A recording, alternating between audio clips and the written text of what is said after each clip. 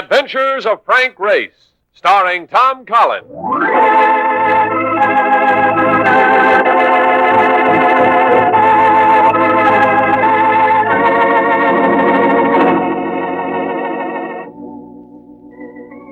The war changed many things, the face of the earth and the people on it. Before the war, Frank Race worked as an attorney, but he traded his law books for the cloak-and-dagger of the OSS. When it was over, his former life was over, too. Adventure had become his business. The Adventures of Frank Race.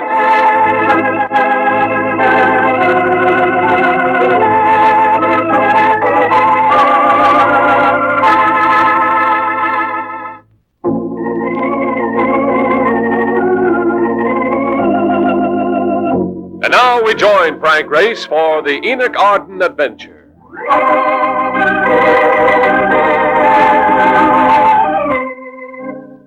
It was one of those places that features music, not only for atmosphere, but also to drown out the cries of the patrons when they get their checks. Mine was a mellow mood. I expected to be joined at any moment by a creature both feminine and alluring. So I was settling myself for a gentle and interesting evening when... But I cannot admit you, monsieur. Hey, Ray, tell these guys you know me, will you? Don't make a scene, Henri. Let the gentleman in. Yeah, you see, wise guy. Wise guy. Well, what's the pitch, Mark? I got a dame in a cab. She wants to see you. Why didn't you come in? She's supposed to meet me here. Huh? You expecting a dame? Well, you don't think I'd go white tying to dine alone, do you? I got me a feeling the dame in my cab ain't the one you're expecting. Blonde, statuesque, rather beautiful. Redhead, stacked, completely a pip. That good? All right, you sold me. Henri. You wish something, Monsieur Race? Yeah, there'll be a lady seeking me. I've been taken suddenly ill. Ill? You'll make it convincing. Oh, but of course, Monsieur Race. You are dying. Steal a phrase from Mark, the lady in the cab was a pip. I had a look at her while lighting a cigarette. I held the match until it almost burned my fingers. Then I sat back to await developments. I'm Hillary Stewart. I have a personal problem that I think you could help me with, Race. A matter of insurance.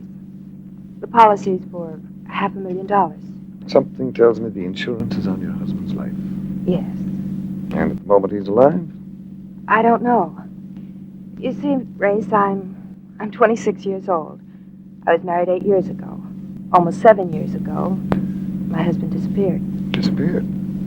Just disappeared.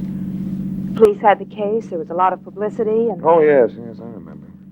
Martin Stewart, senior partner in the importing firm of Stewart Roughneck, wasn't he? That's right. And in this state, when a person's been missing for 7 years, he may be declared legally dead under the Enoch Arden law, which would make that little insurance policy of yours payable. You cover ground quickly, Mr. Race.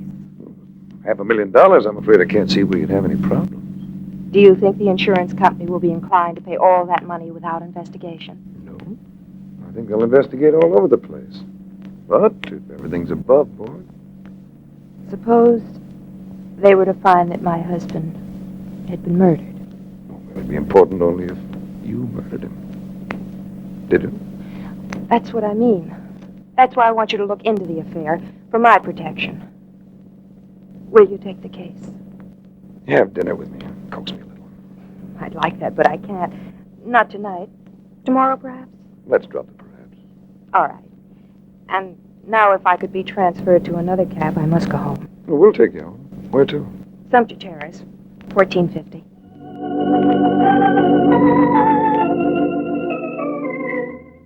Sumter Terrace is an exclusive district. One of those streets where tall, thin trees line the curbs and short, fat women parade their dogs. There was a man standing before the entrance to number 1450 as I escorted Hillary Stewart up the steps. She spoke to him. Hello, Gary. I'm sorry I'm late. I've been waiting an hour. I'm truly sorry. I'll go in and get ready right away. Thanks a lot, Mr. Race. If you'll call for me... Tomorrow. I'll remember. I wanted to go into the building, then I turned toward Mark in the cab. But I didn't go toward them. Gary was there on the steps, blocking the way to the street. Stay away from her, understand? Now you're making me very sad. It's practically an engraved invitation to come back. Yeah? And what's this? His punch nailed me to the wall of the building. His outline danced in front of me as I fought to breathe, to stay upright. I was conscious of his grinning at me, an ugly grin. Then he pulled the door open and went inside. Hey, what went on there? What goes on, Ray? You hurt? Well, just embarrassed, Mark. Yeah, I'll be all right. A second. I thought I saw him throw a snake punch at dirty low-down. No good. What'd he slug it? Well, I digest my food. I went inside. I'll go in and beat his brains. No, not now, Mark. I can take care of myself. I have an idea we'll be seeing him again.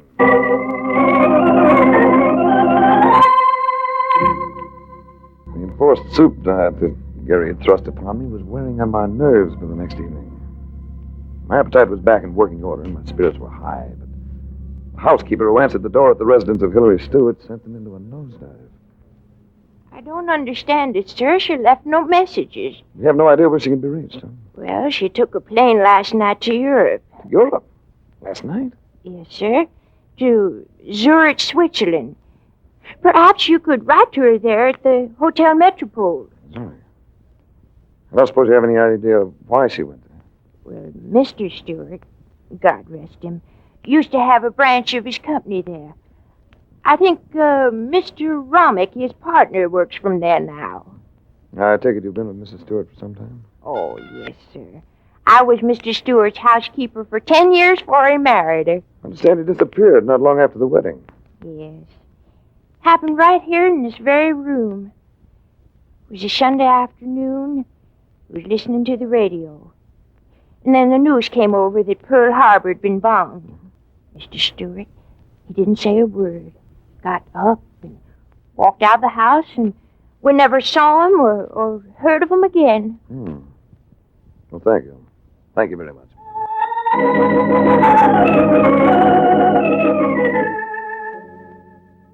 With Hillary Stewart running out on me, my first reaction was an impulse to flip the whole thing. I can do without women to play games, even glamorous redheads.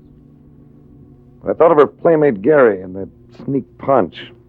Decided that I had to see that boy again. The way he'd acted made me certain I'd find him wherever I'd find Hillary. I played a hunch. I went into a phone booth and called several of the bigger life insurance companies. And I hit the jackpot when I spoke to Steve Watson, vice president in charge of claims at Columbia Life Plan. Yes, Rice, we issued the policy on Stewart's life. Why? Well, I just think the claim's a little fuzzy. I'd check some more before paying off. Oh, I wish you'd have told me that a little bit sooner. Claim was paid off in full yesterday. Yesterday? That's right. But she'd already collected when I met her. Was that right? Nothing, Steve. Wait a minute. You got something on your mind. Spill it. Hey, look, Steve, let me throw you a proposition. I think that claim's off base. Let me look into it. And if I come up with something, I'm working for you. And if I fail, I'm on my own. That's the deal. Where can I reach you? Make it care of American Express, Zurich, Switzerland.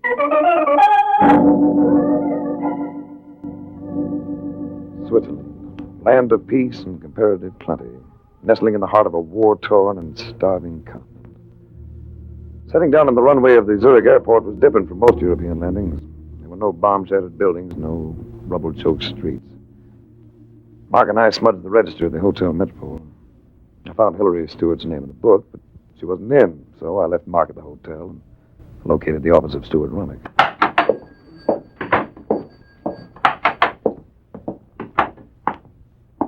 Guten Tag. Guten Tag. I'm looking for, ich bin... An American. Well, don't struggle with the lingo, pal. Let's just talk United States. Oh, gladly. Now, I always have trouble with my umlauts. So do I. Hey, where are you from? New York. No place like it. Hey, I used to play ball for the Dodgers. 2 years with them before Uncle Robbie traded me. Third base. Yeah, the hot corner. Yeah, that was a long time ago. What'd you say your name was? Frank Race. And I'm looking for a young lady I think you may know. Hillary Stewart? Why, sure I do. I was her husband's partner. I'm Pete Roughneck, and you're in luck. Hillary's in the other office. Came in a few minutes ago. Come on. Hillary was sitting beside her desk, sipping hot chocolate. There no flicker of surprise in her eyes when she saw me. We were still playing a game, and she was winning, because I could see that she had been expecting me. Behind the desk sat a dark-skinned man who might have been from the Mediterranean area. I had a feeling that at home he'd have been wearing a turban. He was introduced as Sutra Heyman, manager of the office. You have just arrived in Switzerland, Mr. Rice? A few hours ago. Enjoy a pleasant voyage? Enjoyed a fast flight. You must have, Race. Faster than I expected. Ah, but you did expect. You know, we never quite finished that chat we started in New York. And our dinner dates might result in a case of malnutrition for me. Forgive me, Race, and I'll make it up to you this very evening. There's a quaint place just on the outskirts of town, the Dorth. Let's meet there, say at 8. Fine. 8 o'clock it is.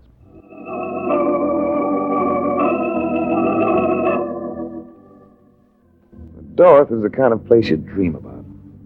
It had all the old world charm, along with candlelight and exquisite linen and fine old silver. The place did something extra for Hillary's eyes. And it was difficult not to forget that this lovely creature was a very dangerous companion. Oh, I'm enjoying this enormously, Ray. It's the sort of place I'd enjoy spending every evening with someone like you, after I get the insurance money. You must be suffering from amnesia, child. You've already received the money. You can put away that fetching stare, Ducky. I got my information from the insurance company. All right, Ray.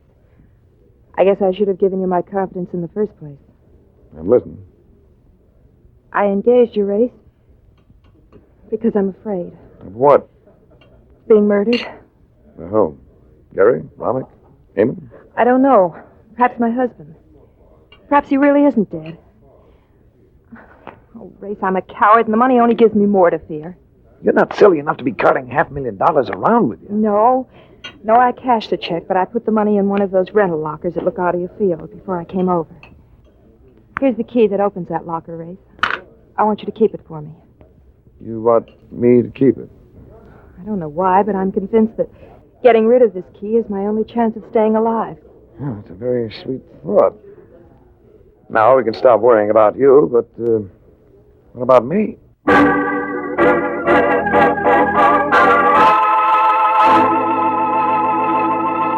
We'll return to the adventures of Frank Race in just about 1 minute.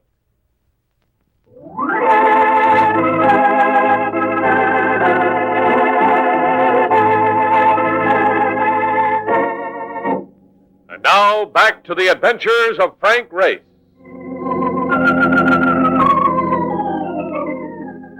I waited for somebody to make a play, but nothing came.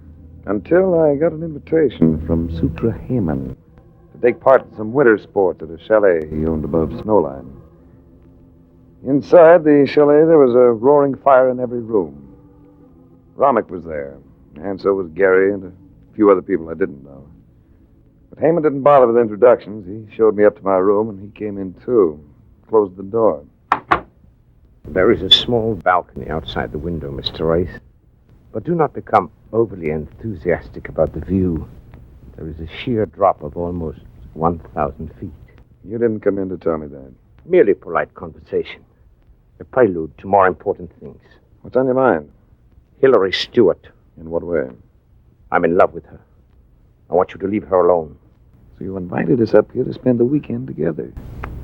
Rotten planning. I have several plans. Some of them pleasant. And the others? Most unpleasant. They do not come within 1,000 feet of being pleasant. What do you want? The girl or the money? Because if it's the money, you have to deal with me. What do you mean? Stewart's insurance. $500,000. It's locked up, and I've got the only key to it. Then you are not interested in Hillary. Well, in a casual sort of way. Any man would be. Gary's the lad you better keep the eye on. Gary works for me. It was his job to keep other men away from her. Oh, so that's it. Well, brace yourself for a shock, Hammond. Your muscle man has fallen in love with his work. Gary, you are joking. It's no joke, Hammond. He'll kill anybody who tries to take her away from him, including you.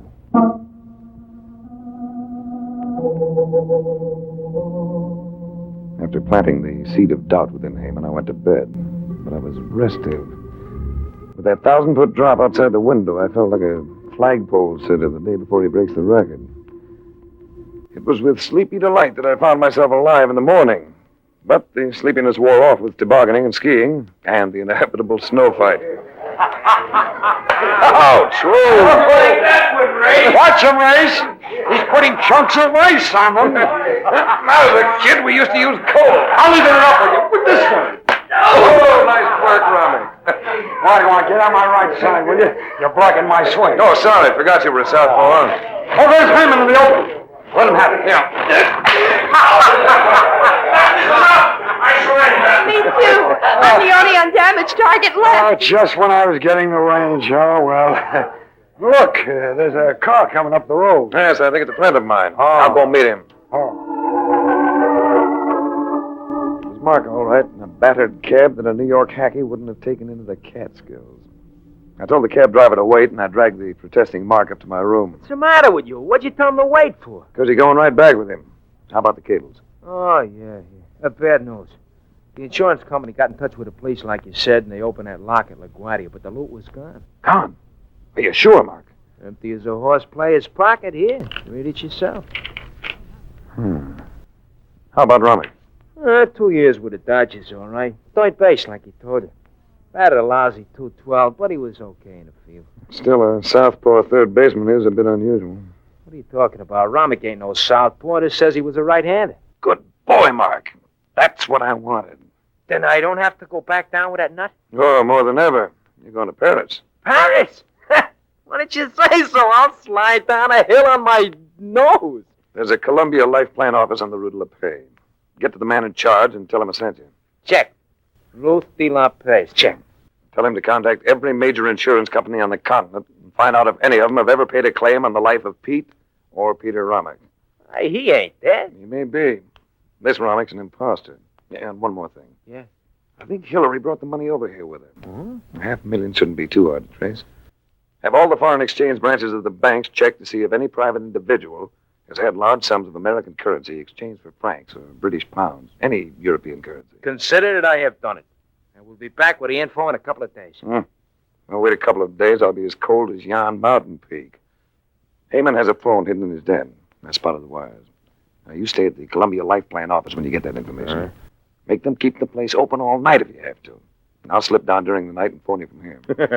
I will persuade them to stay open with me end wrench.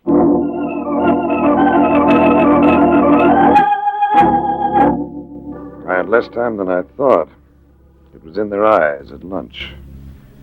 There was a lot of nervous tension around that table. Another very obvious thing was that all the other guests, with the exception of Hillary, Romick, Gary, and, of course, Hammond, had suddenly left for other places and other company. You are not eating well, Race. I should think the sports would sharpen your appetite. He goes on diet sometimes. He loves soup. Well, I'm not much of a lunch hound. Neither is Hillary. Maybe we need more exercise. Walk? I think I'd like that. Excuse us? Of course. Sure. The snow was beautiful and deadly. Deadly because you left a trail behind you with every step. There was no use trying to hide.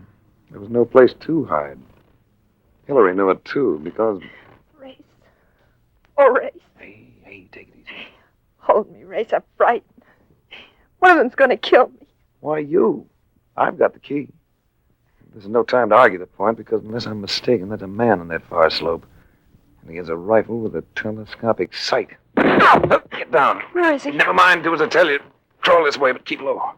Oh, Race, we can't go any further. There's a drop here. God, there's a slight slope. If it isn't too sheer, we may make it. Hold on to me now and relax. We're going to go bobsledding without a bobsled. No, Race! No!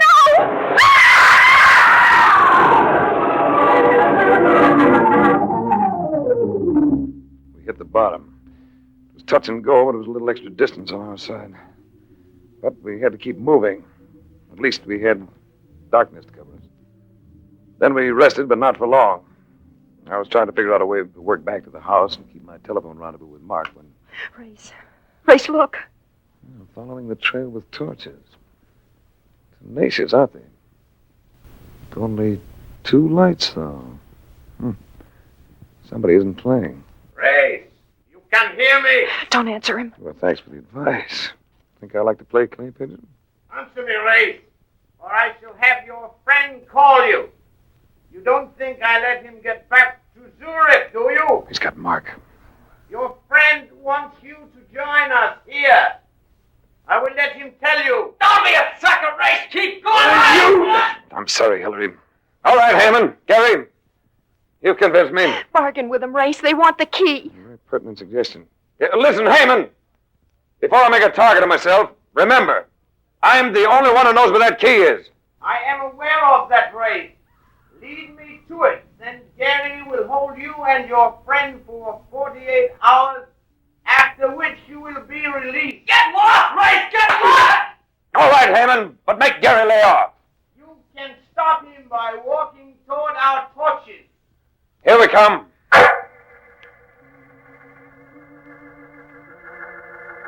We walked to the lights. Poor Mark. It looked like he'd gone 40 rounds with Dempsey. His eyes swollen and half closed. What'd you have to give up for it? Perhaps to fight another day, boy. All right, Heyman.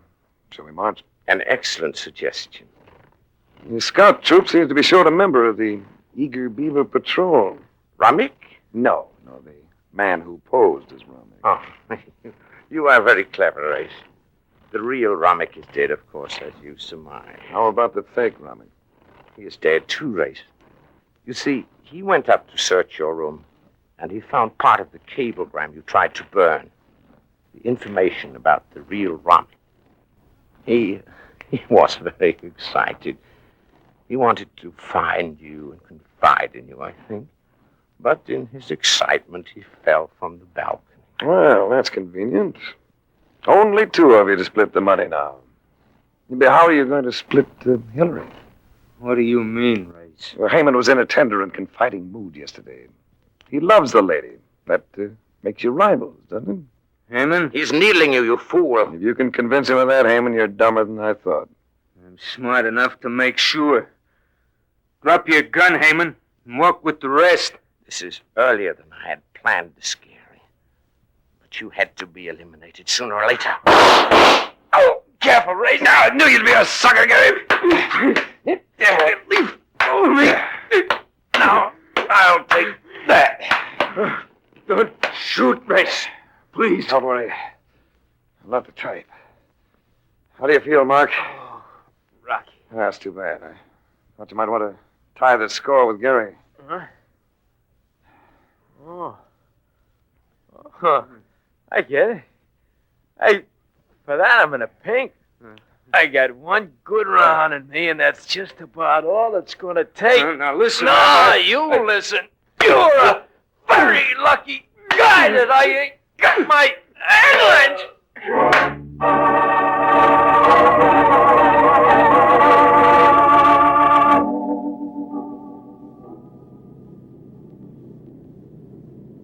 Well, what do you know? Boy, look at all that ocean under us, will you? Well, I'd be glad to see New York again. Hey, what do you suppose them Swiss guys will do to that Gary? He murdered Heyman. They have laws. Good ones. You saved my life, Race. I'm very grateful. You'll pay for it. Of course. I'll pay you well. Are you sure the insurance company will close the case when we've told them everything? When we've told them everything, yes. And as soon as they locate and attach the money, wherever you banked it in Europe. But I don't understand. And you've yet to be tried for being an accessory to your husband's murder. Holy smokes, Race, what do you... You made a big mistake, Hillary. You were the only one who knew the money wasn't in the locker. Or Heyman would have shot me on sight without trying to get the key. That's not true, Race. Oh, yes, it is, Ducky. You were all in it together. You, Heyman, and the others. Heyman was easy to tag, too. You know, the manager of a branch office of a bankrupt firm wouldn't own a Swiss chalet, equipped with servants, unless he had private means. Like the money from Roughneck's insurance. That doesn't mean that I had It any... means you were greedy, Ducky. You didn't want Heyman to cut in on your $500,000. But, Race, why would I have called you in if I had anything Yes, just so you could ask that very question. You knew that I would be the perfect alibi in the eyes of the insurance company. It would have worked, too, beautifully. if you hadn't taken that money out of the locker. You're not going to send me to prison, Race. Never! Never! Race, he's getting away. 20,000 feet with all that ocean down there? Relax, Mark.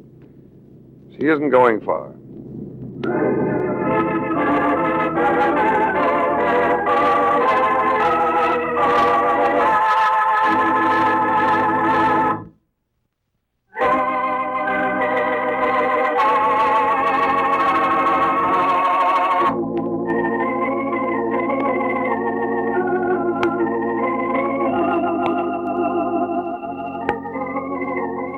Of Frank Race, starring Tom Collins, with Tony Barrett as Mark Dolan. Others heard in tonight's cast were Michael Ann Barrett, Tom Holland, Charlie Lung. This series is written and directed by Joel Murcott and Buckley Angel. The music is composed and played by Ivan Ditmars. Be sure to be with us again this same time next week for another dramatic chapter in The Adventures of Frank Race. Art Gilmore speaking. This is a Bruce Eells production.